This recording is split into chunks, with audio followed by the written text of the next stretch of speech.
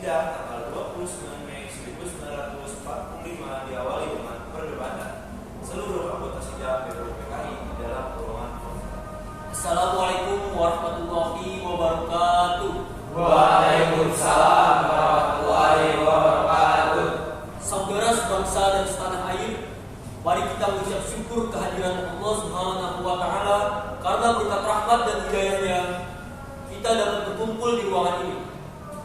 Indonesia akan segera menghadapi babak baru yang akan mengubah nasib bangsa Indonesia menjadi lebih baik. Merdeka! Merdeka! Maka dalam kesempatan ini kita akan menentukan dasar negara yang tepat untuk bangsa kita yang tercinta ini. Saya selaku Ketua BPU PKI dengan ini menyatakan membuka rapat penetapan dasar negara secara resmi. Seluruh anggota sidang seraya bertepuk tangan. Kemudian semua anggota sidang berdiskusi sampai keadaan sidang menjadi ricuh.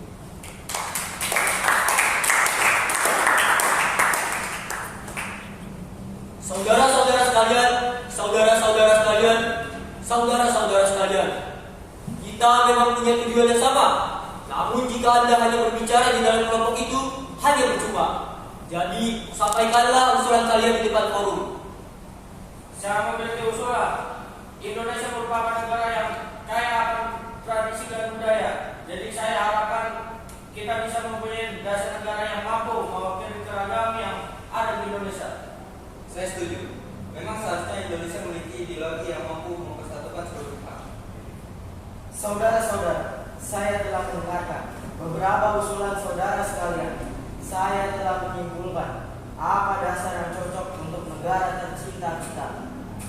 Dalam sidang hari ini, saya mengajukan usulan mengenai dasar negara yang berwujud tulisan maupun dalam bentuk lisan.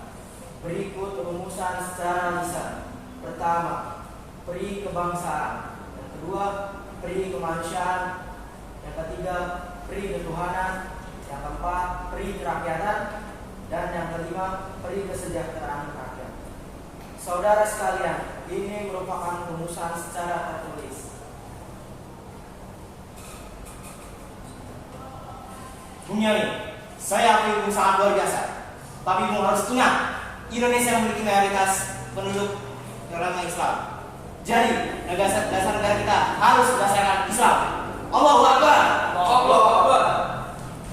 Apakah Tuhan tidak mendengarkan pernyataan dari Bung Agus Salim? Kita membutuhkan dasar negara yang menyeluruh, bukan kelompok Anda saja. Keadaan rapat menjadi kisruh dan kacau. Seluruh anggota berdebat sesuai kehendaknya masing-masing. Kemudian Amarakis mengenai persoalan yang terjadi. Saya sependapat dengan saudara Mohaimin. Ide saudara sudah baik karena sudah mengandung unsur ketuhanan yang sesungguhnya telah mewakili keadaan Indonesia yang beragam agama. Sidang diberhentikan dan belum juga mendapat dasar negara yang sesuai hukum negara Indonesia. Sehingga sidang dilanjutkan pada hari selanjutnya, yaitu tanggal 31 Mei 1945 di ruang Oscar. Saudara sebangsa dan setanah air, kita telah mengadakan rapat, namun belum juga mendapatkan titik terang usulan yang tepat. Hari ini kita berkumpul lagi untuk membahas hal yang sama, yaitu dasar negara.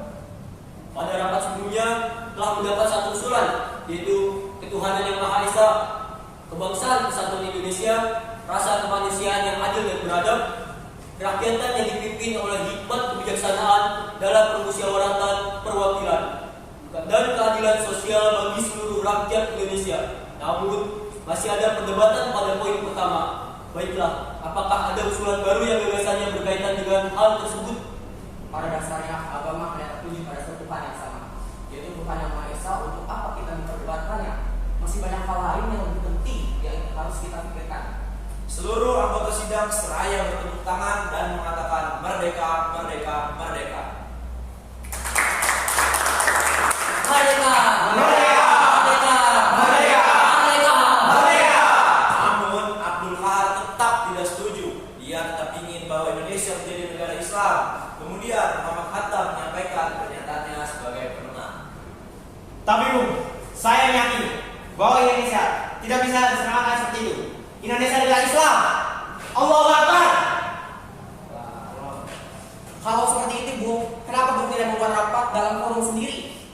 Kami di sini rapat berdasarkan musyawarah.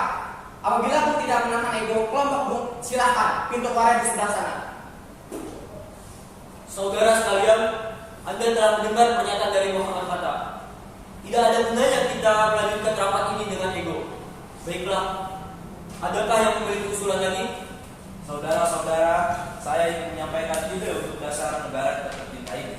Berikut asas-asasnya dari saya. Yang pertama, persatuan. Yang kedua, keluargaan. Yang ketiga, keseimbangan lahir dan batin. Yang keempat, musyawarah. Yang kelima, keadilan rakyat. Sidang BPUPKI berlanjut pada tanggal 1 Juni 1945. Keadaan ruang sidang sangat kacau. Semua anggota berdebat hebat mengenai dasar negara yang cocok untuk Indonesia. Insinyur Soekarno tidak tahan dengan kegaduhan di ruang sidang. Kemudian beliau mengambil alih ruangan dan menyampaikan pidato kecilnya. Terima kasih saudara-saudara sekalian, tak tenang. Kita telah berkumpul di ruangan ini selama 3 hari hanya untuk membahas dasar negara. Kita masih belum mampu menghasilkan dasar negara yang baik dan cocok untuk negara kita tercinta ini. Setiap kelompok rapat masih saja egois dan mementingkan kepentingan pribadi daripada kepentingan umum. Untuk itu, izinkan saya untuk menyampaikan usulan saya tentang dasar negara yang akan saya bacakan ini. Kita telah berjuang melawan penjajah. Kita perlu bersatu untuk memperjuangkan tanah air tercinta. Maka haruslah kita tanamkan rasa persatuan pada diri generasi-generasi kita. Hal ini merupakan alasan wujud pertama, yaitu kebangsaan Indonesia. Kemudian bangsa ini merupakan bangsa yang baru lahir, maka haruslah untuk menjalin hubungan baik dengan negara-negara lain yang lebih dulu merdeka, untuk menjalin hubungan di bidang sosial, ekonomi, dan politik. Hal ini merupakan dasar dari butir kedua, yaitu internasionalisme. Budaya dalam negara kita adalah menemukan suatu masalah bersama-sama demi mencapai jalan keluar. Hal ini menjadi alasan butir budaya yang mufakat yang telah kita tahu bahwa bangsa kita telah dijajah, maka seluruh lapisan masyarakat bangsa kita harus merasakan apa yang dikatakan dengan merdeka. Hal ini menjadi alasan wujud keempat, yaitu kesejahteraan sosial. Yang terakhir, untuk merangkum ini kita semua beragama, bukan? Maka ini harus memiliki pedoman, yaitu Tuhan, namun bukan Tuhan dalam agama Islam saja, melainkan mencakup seluruh agama yang ada di Indonesia, yaitu ketuhanan yang Maha Esa. Demikian usulan dasar dari saya, semoga dapat mewakili pendapat saudara-saudara sekalian. Merdeka!